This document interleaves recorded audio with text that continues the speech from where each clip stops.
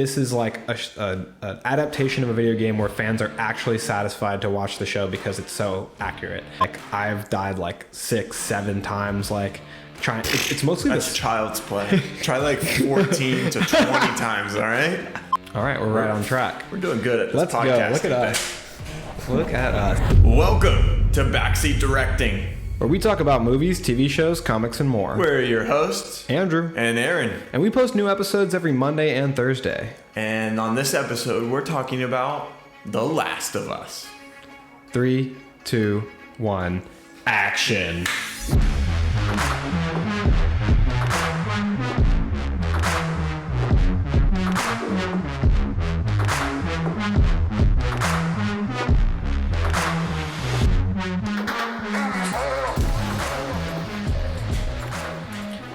All right, Aaron. So HBO Max has produced a show, The Last of Us, based on a video game that came out on PlayStation in 2013, and it is like taken over. It's like the biggest show right now. And you and I, we've both seen the first 3 episodes now, which is Correct. As of this time that we're filming the episode, all the episodes that have been produced. Yep, and we're doing pretty good. So we're filming this episode on Tuesday. It's coming out on Thursday. So by the time this comes out, there's only 3 episodes. So All right, we're right on track. we're doing good at this Let's podcast. go. Look at today. us. Look at us. So we both started playing the video game, right? Correct. And neither of us had. I had played it like a little bit before, but had you played it at all? Never. Yeah. So I'd played like maybe like an hour or 2 into the story. So really, basically nothing.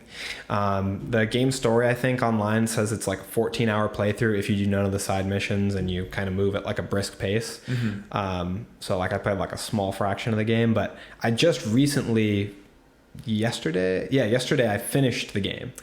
I still have to play, and I started after the first episode came out, because the first episode of The Last of Us TV show came out, and I was like, wow, this is amazing. I want to be like in the know, because I've seen so many post people that are like, this is like an adaptation of a video game where fans are actually satisfied to watch the show because it's so accurate. And I was like, I want to share that feeling with them. So I played through the game. I still have to play I believe it's a DLC, the Left Behind, which is like another portion of the game. Mm-hmm. It's going to be part of the show. And Ellie's best friend is in that portion of the story, and she's cast for the show. So I'm going to start playing that probably tonight or tomorrow. And I just want to be like in the know behind it. What have you thought about the show overall versus the game overall? Yeah, so right off the bat, everyone's like, this is the best show of the year, blah, blah, blah. And I was like, You're like, it's what is January. this? Yeah, like, well, aren't we like giving this a little too high of a praise too soon? So I was like, all right, let me go ahead and check this show out.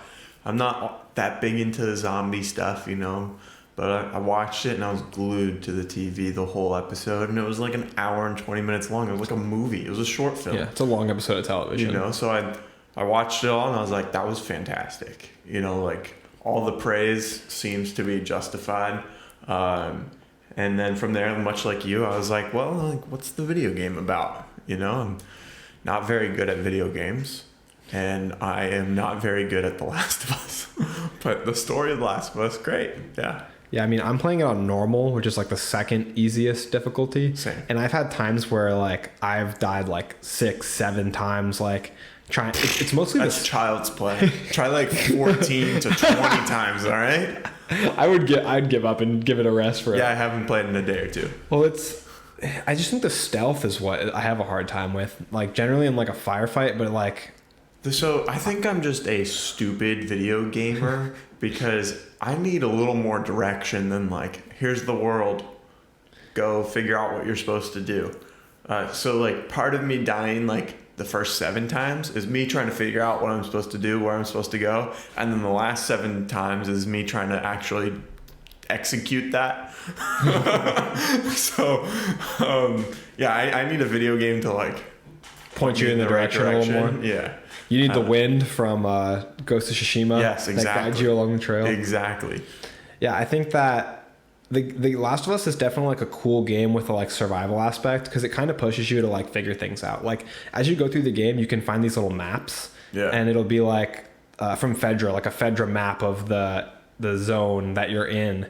And like, if you can look at that map and read that map, it'll help you. Yeah. But if you're like not a person who reads maps and you're like, then you're going to have to search around a little bit more.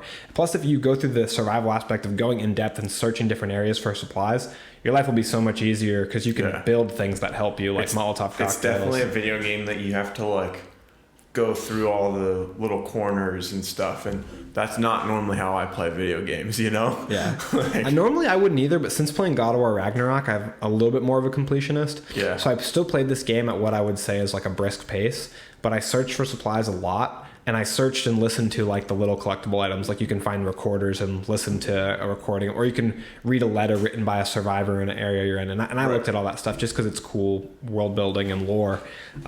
it looks amazing. The world and stuff. Oh on yes, the video game. Like, I was gonna say the graphics are. In the- I'm playing what I'm playing is The Last of Us Remastered. Is that what you're playing? Yeah. Because you can spend $70 and get The Last of Us Part 1, which is the same game but remade for next generation consoles. But I already had free access to The Last of Us Remastered with PlayStation Plus, so that's Right. what I'm Yeah, playing. same. And while the graphics definitely look from like they're from PlayStation 3, the world they built is beautiful. And honestly, very in depth. it's remastered, so I think it was remastered for PS4, so it holds up to a degree. Yeah. It looks very much playable, and the game is a lot of fun. But I've noticed quite a few differences between the game and the show so far. They're relatively small, but I think the show pays really good homage to the games and stays really, really true to them, like everyone's been saying. It seemed like when we watched the episode that just recently came out on Sunday, episode 3, I was telling Sierra, my fiance, because we watched it together. Spoilers. I won't say what's in the episode just You yet, don't- but spoilers for moving yeah, forward. for the show, anyway. the game. Yeah. But when watching that episode with her, I was like, man, I'm going to bite my tongue this whole episode to not say every 10 seconds that was from the game, because they do such a phenomenal job. Like just in the last episode, there's a line where Joel is like telling Ellie how it's going to be my way or the highway. And he's like, repeat it. And she's like, your way goes. And I'm like, that is the exact conversation they had in the game. Like they take straight lines out of the game, the use of the backpacks. Ellie's flashlight is game accurate, whereas Joel has like the handheld flashlight. I mean, it's more practical to have. Sure. But Ellie's, At least like, they paid tribute. I get so excited every time their backpacks and her little flashlight. I'm like, that is what you use the whole game. Like, you're never not wearing your backpack and your flashlight. So it's so cool to see details like that paid attention to. I'm wondering too if they're gonna divert a little bit even more from the games, because there's a line in the beginning of episode 3 where Joel says that him and another opponent shot at each other. They both missed. He's like, happens more than you think. And I'm like, happens all the time. yeah, it makes sense in a firefight, For right? this guy, all the time. You always miss. Yeah, I don't think I've hit a single thing that I've aimed at. Well, hopefully you haven't hit a person. But All's fair. I think that it's really cool if they would. I can accept it if they're going to diverge from the game, because if you haven't played the game, you're killing people every second. People, zombies. The show seems like they're a little bit more reserved and realistic. Like the game, you're a one-man army. Like even Ellie, you're to a degree a one-man army, even though she's 14 years old in the game. She's a kid. But Joel, like, you're killing zombies every second. You're killing tons of people. You're choking people out, stabbing people. But the game has that line, like, happens more than you think. That's a realistic firefight. So maybe in these fights, and possibly works towards budget too, he won't be such an unstoppable force. Like he won't be Rambo. Would you be happy with that, the more realistic approach, or like what's more important to you, that realism or that truth to the game of Joel being a one-man army when you watch the show? I think you can marry the two and kind of have a mixture of both, and kind of be like right in the middle of it, where you're taking a little more realistic of approach, to where maybe you're not always fighting, which it seems like what they're doing, but at the same time to where there's enough actual clickers and what do they call them? Walkers? Runners. Clickers, runners, builders. But yeah, like if you have like a good mix of both, that's what I would like to see. I always tend to kind of ride on the more realistic side of things. And the whole show and game seems very realistic, all from just the origin of how the fungus has taken over everything, you know, like. Yeah, the cordyceps is such a cool, unique idea for the zombie apocalypse, because like the lore of the game is that it started in like flour products basically, and I think Joel touched on that in this episode, saying that like it was maybe like a big company, like a cereal company, and you'll notice like flour products are turned away from in the first episode a bunch of times. So there's the cake that he was supposed to buy for his birthday and didn't get. There's the pancakes he was supposed to make in the morning but didn't make. And then when she goes to have cookies at her neighbor's house, Sarah, she doesn't take the cookies home because they're oatmeal raisin, so she doesn't want them. So and like, that's unintentional on their part, right? Like they weren't purposely avoiding that stuff. It was just coincidence. Yeah, unintentional on the character's part, but very intentional, right, by the writers, For sure. which is super cool. Yeah. So much attention to detail throughout the whole show. But which episode's been your favorite so far? That's tough. I feel like episode 2 was the most exciting episode.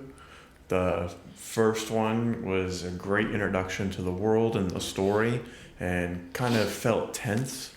And then the third one is obviously the most emotional. Oh one. my Like, gosh, the third I was one. crying like a little baby. Don't last night. listen to this episode if you haven't seen the third one. Please go watch it, because even if you play the game, it's completely different. Yeah. And it's something special. I was for you to not watch. ready for that. Like I got home late last night and I was like, I'm going to watch, because I turned on the episode and it was an hour and 20 minutes again. And I was like, oh my gosh, this is like a movie. I don't have time for this. Like I need to go to bed. So I was like, I'm going to watch half of it and then watch the rest in the morning before this episode, you know. And I watched the whole thing last night. Got sucked because in. I couldn't find the remote because I couldn't see through all the tears in my eyes. You know, like it was so emotional. And they introduced these two new characters that you haven't met before. Bill and Frank. And I haven't gotten that far in the game. And they basically turned it into their show. It was their movie for probably 85% of that episode. And they made me fall in love with these guys, care about them, and then they took it all away from me. Yeah, there's a point in my head where I was like where are our heroes? Like I kind of want to get back to Joel and Ellie, but not really a complaint for me. It was just like a moment of thought, and I was wasn't like ready for it. You know, like you said, for like, this emotional story. Yeah, I wasn't ready to like switch who the main the perspectives. That's a good way to put it. And at first I was like, okay, like where's Joel? But as the story went on, I was like, oh, oof, I feel that. Oof. Yeah. Yeah, that's tough, you know? This is because I love Pedro Pascal, and I wanted Joel to be in the episode as much as possible too. But I love Nick Offerman. And if you've seen Parks and Rec, you know why I love Nick Offerman. He's amazing. He's funny. He has dramatic acting chops as well. But I think the camera loves him. And I think he was the absolute star of episode 3. And like, I was so emotional putting myself in his shoes. Like, imagine watching the person you love like grow old, and then for him to see Frank not want to live anymore. Like, it's a brilliantly written episode of television, and I think it was a brilliant diversion from like the story of the game. Because I'll say what happens in the story of the game. Do you mind if I spoil it for you? Yeah, go for it. All that happens in the game, we don't get 20 years of Bill's experience living by himself and then with Frank. And I would imagine that you kind of just get to the end of that whole story. You show up in this small town that Bill has rigged full of trip mines, and he kind of uses the clickers geniusly as like natural protection from like other humans. So he kind of lets them roam free and has these traps. And when you encounter him, Frank has already diverged from him and left, and they're not together. And you go on a mission to get a car from a school. Huge fight ensues, tons of zombies, which is probably part of the reason they didn't do it in the show, right? Is huge budget. You got to pick and choose your battles, choose your episodes. But after that huge sequence, you escape and get to this house. And in that house, there's a man hanging who committed suicide. And you can kind of tell that Bill is acting strangely until he reveals, like, this was my partner. This was Frank. And they don't Were they together in the game? Yes, they don't directly reveal that they were a couple, but like they don't say it out loud, but that is what they were intending. And you can go into a back room, which I did, and find a letter from Frank written to Bill, and it's hateful. He says like, oh well, I've been bit.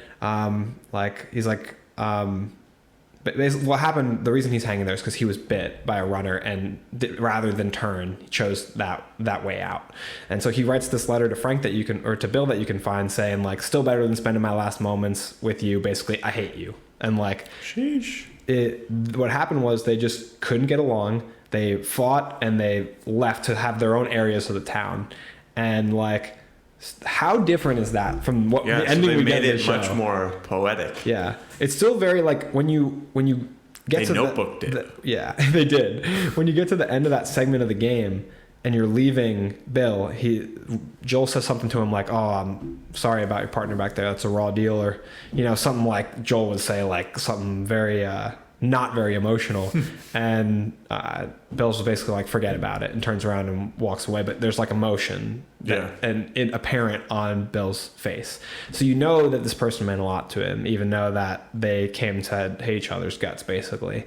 But that's a lot. That's like the surface compared to what this episode of the show gives us. Yeah. Like they give us like what it means to be with a partner for 20 years, 15 years, what it means to like have that deep level of connection.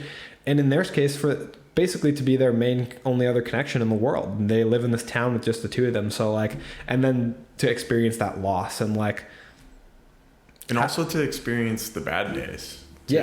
Yeah. We've seen them argue. Exactly. Yeah. Like even in our relationships with our significant others, like, it's not all good days. It's not all sunshines and rainbows. And we have the luxury of seeing other people. Yeah. And they only got to see each other, So like, if I only saw Brooke for 20 years, I'm sure we would fight.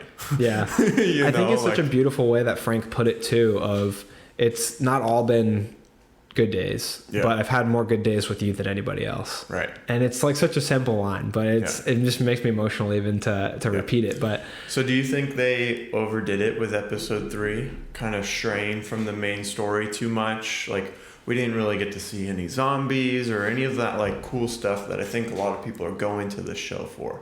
Like, do you think they strayed too far?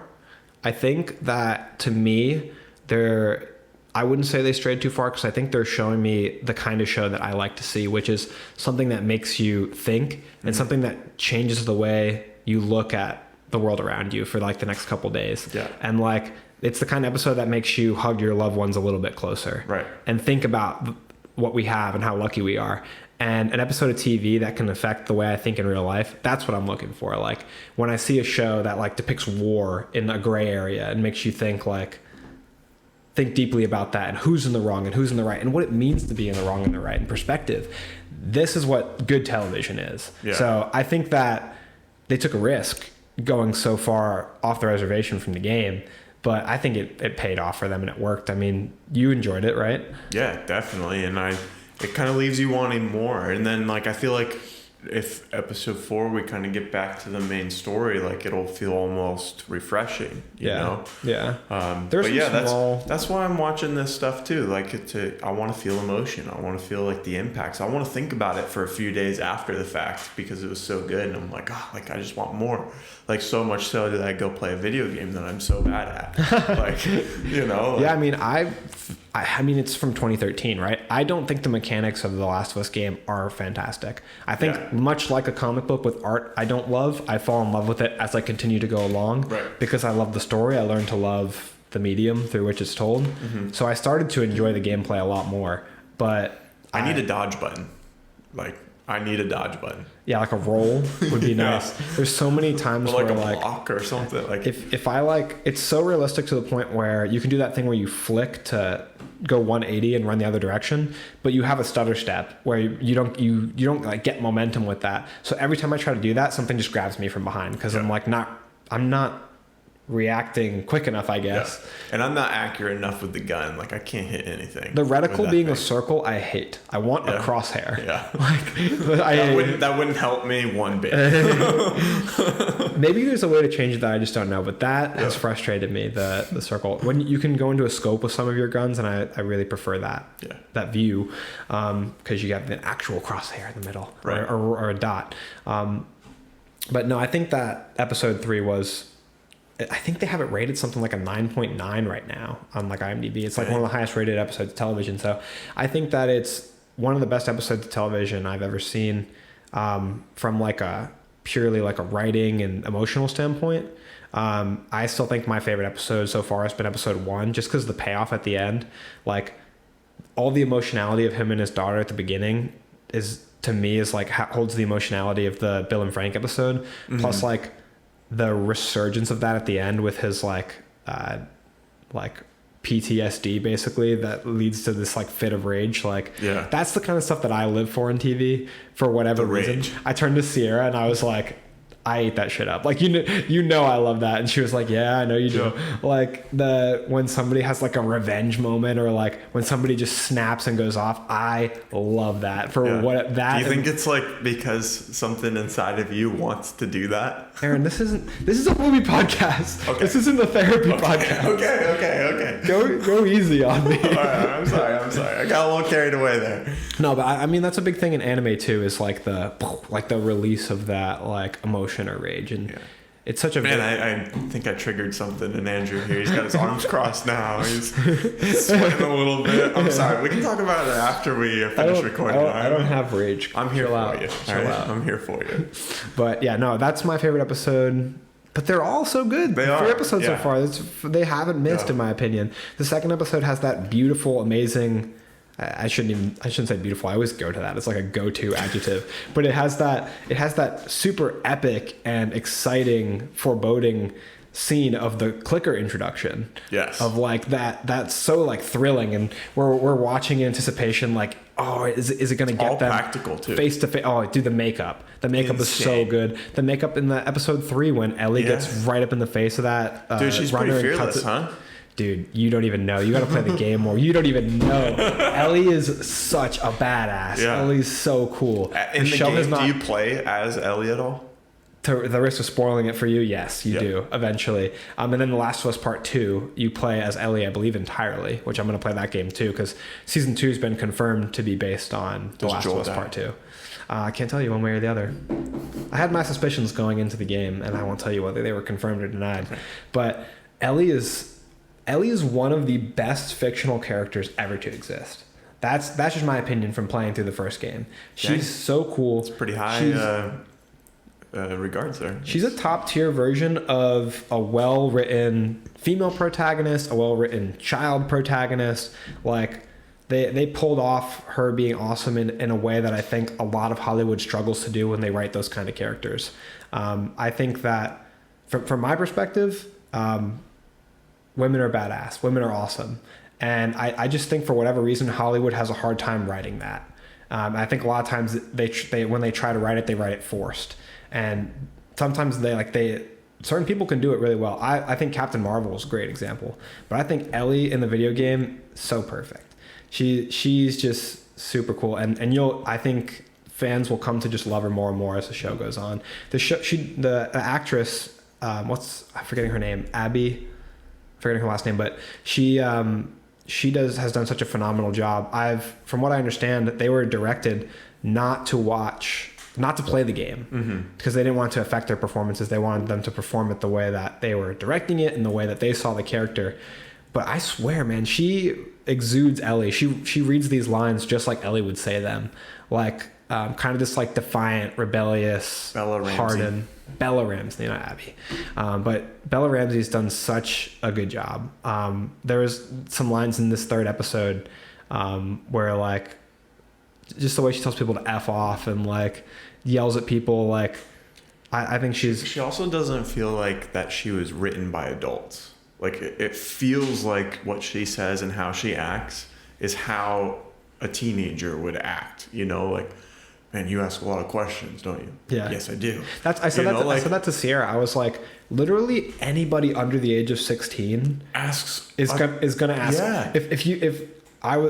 If you're walking them up to like a building, why would you stash guns here? That's what she asked. Yes. That's all they do. Kids do is ask questions. Yes. Yeah. Yes. She's 14. She's gonna ask questions nonstop. Like, yes, so that's exactly. So accurate. I agree with you, and I think that the way that she performs it and the way that it's written is really good, because when it's like when you're watching a play, the person who's, if you're watching like a dance or a play, the person who's messing up is the person that draws your eye to it. The person that does a cheesy, contrived version of like playing a kid is like, oh, like you notice, you notice and cringe at it like right away. You don't notice that she's 18. You don't notice an 18-year-old's playing a 14-year-old when they pull it off. Yeah. And I think that it's also better too that she's not like 25. Yeah. Because that happens a lot, you know, where like someone is an older actor, but they just look young. So like they could fit in, but like you can also tell like you're not in high school. Yeah. Well, you know, also, like people don't look like that in high school, you know, like you also, they have beards. Right. You also notice like when they try to force in like the childish vernacular, like when they really try to hammer it in, they're like have kids like dab or something, or like like something like really trying to force it. But Ellie is like a mature 14-year-old. She's seen some stuff. So like they write her as mature, but also she is ultimately a kid, hence asking those questions, hence, you know, being rebellious. She's 14. So I think they balance it really well. And like also just the acting and writing combined for her like wonder and excitement at just like general real world things that a person growing up in a quarantine zone would not be able to enjoy. Like just her like excitement at a car, like it's like a space shuttle, like it's, and her excitement at the plane, like you got to fly in the air. Like seeing the world through the eyes of someone like that is fun for us as a viewer because of all the things we take for granted, but also just cool to contrast with Joel, who's like whatever. I wonder when they started making this, because like this couldn't have come out 2 years ago, 3 years ago, in the middle of the pandemic. Yeah. Like, I wonder like if they had to hold it off and they were like, okay, 2023, we're good to go now. Like now might not be the best time. Yeah, let's get it out there. I think now is kind of the perfect time for it. Yeah. Because like we identify with the fear of a virus, but the fear of a virus is, it's like I wouldn't almost too close to home. Yeah. You know? I wouldn't, and it's, because I wouldn't say it's behind us. Yeah. But it's not so much nowadays seeming at the forefront maybe of everything. Right. So that's where it's like kind of like still tugs on the heartstrings, but isn't like inciting mass panic. Right. You know, at the same time. Exactly. But man, I think that to also, so we talked about Nick Offerman's performance, amazing. We talked about Bella Ramsey's performance, but what about Joel? What about Pedro Pascal?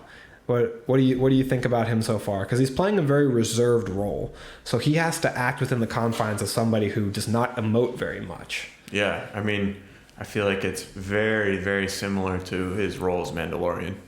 You know, like it's kind of the same story. He's kind of like the cowboy. Yeah, like and you're like protecting a child, bringing the child to a different location. Like this is a huge, and we talked about it before on the show. This is a theme, definitely like kind of like a typecast. You know, like kind of doing the same thing, but when you do the same thing so well, like it works. You know, like there's a reason.